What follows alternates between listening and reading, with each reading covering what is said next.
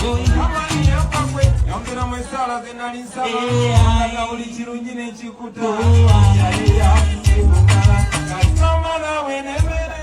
Saha mu Southern Africa tukulinze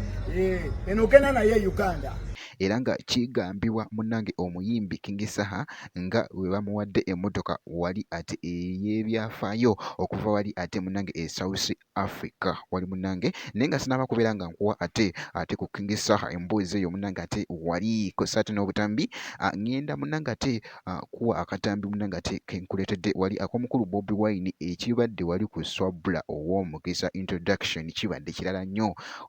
gwe alaba Nutty naye nga omukulu Bobi Wine abayimbidde oluyimba wali ne mwana mwenzi wali Nubian Li wali wonna ate gubadde muzigo mwereere naye nga kansoke nkuwe katambi kano ak'omukulu Bobi Wine ng'ali wali ku introduction eno ate ndyoke nkoze ne King Saha.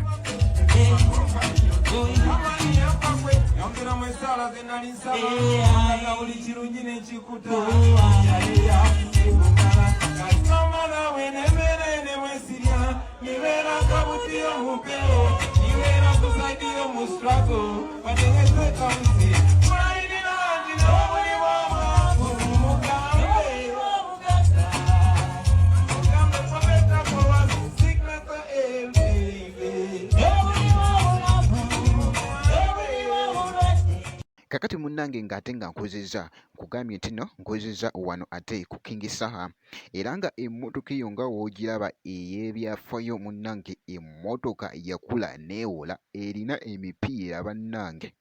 emipiira minene okkamulako obumazi. King Saha South Africa omubanda ebintu birina kuba biri ebyasookawo kubanga oyo omusajja wabyafaayo yenna amwepankako alina okubanga yes in fact alina kwesiba satu kubanga King Saha mu Southern Africa tukulinze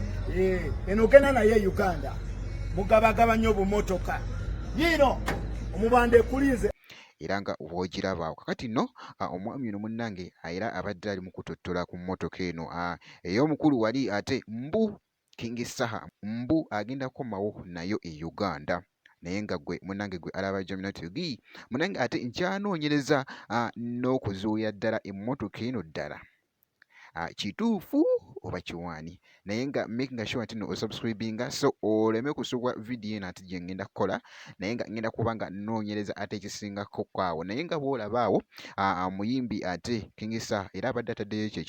ekifaananyi kitwedingidde ddala okkamala nga bw'okiraba awo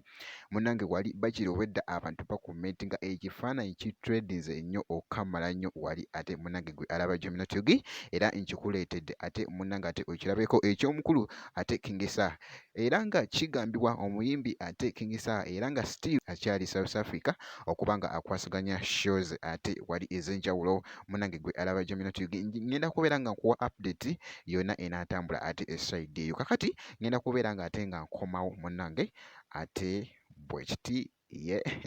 check up.